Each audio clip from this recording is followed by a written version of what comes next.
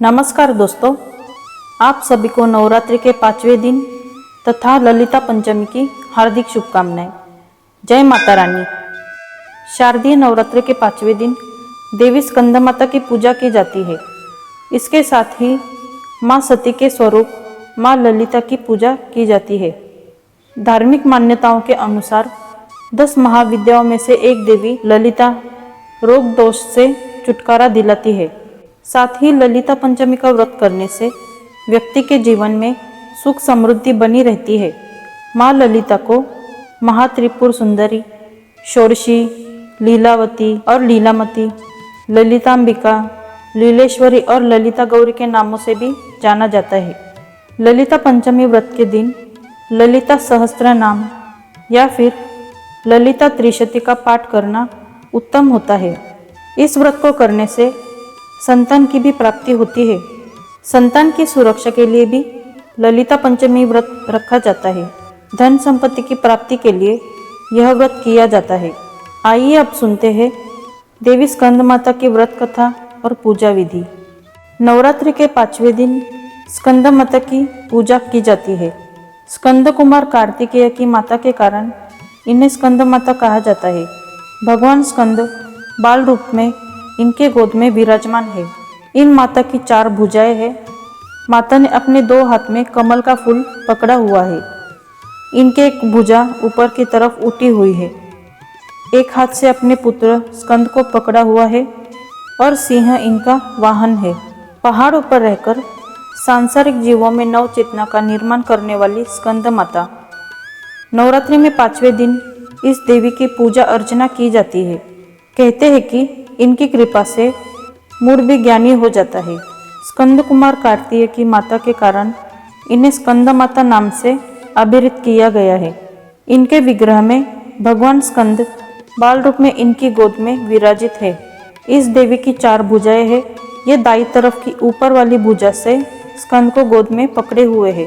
नीचे वाली भुजा में कमल का पुष्प है। बाईं तरफ ऊपर वाली भुजा में वरद मुद्रा है और नीचे वाली भुजा में कमल पुष्प है। इनका वर्ण एकदम शुभ्र है। ये कमल के आसन पर विराजमान रहती है, इसलिए इन्हें पद्मासना भी कहा जाता है। सिंह इनका वाहन है। यह देवी विद्वानों और सेवकों को पैदा करने वाली शक्ति है, यानी चेतना का निर्माण करने वाली।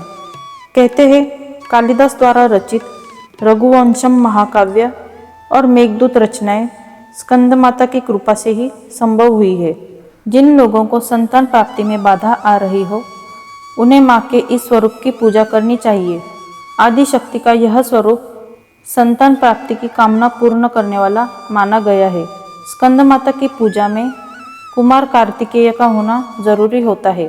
स्कंद माता को भोग स्वरूप केला अर्पित करना चाहिए। माँ को पीली वस्तुएं अति प्रिय होती है, इसलिए केसर डालकर खीर बनाएं और उसका भी भोग लगा सकते हैं। जो भक्त देवी स्कंद माता का भक्ति भाव से पूजन करते हैं, उसे देवी की कृपा प्राप्त होती है। देवी की कृपा से भक्त की मुराद पूरी होती है और घर में सुख शांति एवं समृद्धि रहती है। स्कंद माता की पूजा में धनुष बाण अर्पित करने का विशेष महत्व है। इन्हें सुहाग का सामान अर्पित करना चाहिए। नवरात्र के 5वें दिन लाल वस्त्र में सुहाग की सभी सामग्री, लाल फूल और अक्षत के समेत माँ को अर्पित करने से महिलाओं को सौभाग्य और संतान की प्राप्ति होती है। माँ की कृपा से बुद्धि का विकास होता है और ज्ञान का आशीर्वाद प्राप्त होता है। माँ की कृपा से पारिवारिक शांति की प्राप्ति होती है और माँ की आराधना से शुभता की प्राप्ति होती है। नवरात्रि के 5वें दिन सबसे पहले स्नान करें और स्वच्छ वस्त्र धारण करें।